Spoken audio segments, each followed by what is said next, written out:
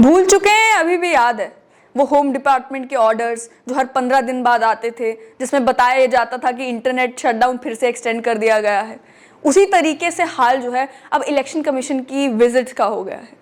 यानी कि election commission की विजिट को लेकर भी हर 10 दिन के बाद एक नई खबर आ जाती है कि बस इलेक्शन कमीशन विजिट करने लगा है। जम्मू कश्मीर में असेंबली चुनाव कभी भी हो सकते हैं। इलेक्टोरल रोल्स रिविजन की डेट आ चुकी है, फिर अगली डेट आ चुकी है, फिर अगली डेट आ चुकी है। और ये जो डेट्स बार बार आ रही हैं और ये जो खबरें बार बार आ रही हैं, उससे याद आ रहा है वही पीरियड जिसमें इंटरनेट शटडाउन था। और इंटरनेट शटडाउन था तो जितने भी युवा हैं वो इंतज़ार करते थे होम डिपार्टमेंट की वेबसाइट पर कि और चेक करें कि 2G कहाँ कहाँ पे और चला, 2G चला कि नहीं चला, 4G चला कि नहीं चला, कौन सी वेबसाइट्स अलाउ कर दी गई हैं इंटरनेट पे चलने के लिए, कौन सी वेबसाइट्स अभी भी ब्लैक लिस्टेड हैं। वही हाल ऐसा लग रहा है कि अब चुनावों का भी हो गया है। जैसे लोग लंबा इंतजार कर रहे थे कि भाई इंटरनेट कब चलेगा, और कुछ मालूम नहीं था 1-1.5 साल तक कि इंटरनेट चलेगा कि नहीं चलेगा। कोविड आ गया, उसके बाद भी लोग इंतजार करते रहे इंटरनेट चलेगा कि नहीं चलेगा। सुप्रीम कोर्ट में जजमेंट आ गई, उसके बाद भी इंतजार होता रहा इंटरनेट चलेगा कि नहीं चलेगा। उसी तरीके से अब लोग इंतजार कर रहे हैं इलेक्शंस का जम्मू कश्मीर में कि असेंबली चुनाव होंगे या नहीं होंगे, कब होंगे, पहले पंचायत के होंगे, म्यूनसिपैलिटी के होंगे या फिर असेंबली के होंगे। ऐसा तो नहीं है कि पहले पार्लियामेंट्री इलेक्शंस हो जाएं या असेंबली के चुनाव बाद में होते रहेंगे।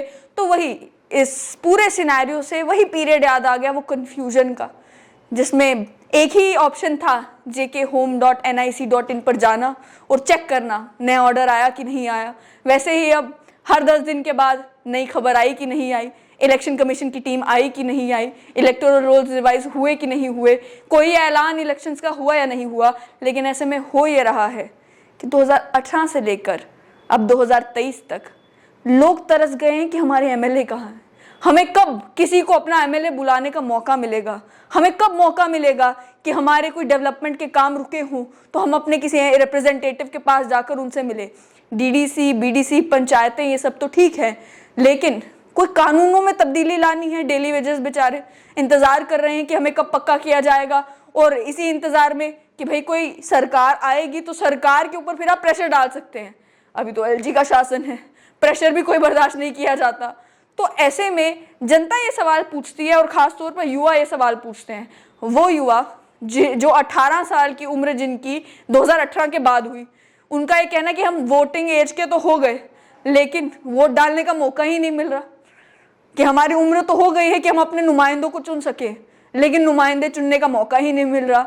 और उसी तरीके से मैंने जब से अपने पत्रकारिता का सफर शुरू किया है 2018 से, तब से लेकर अभी तक असेंबली कवर करने का मौका ही नहीं मिला, क्योंकि असेंबली के चुनाव हुए नहीं।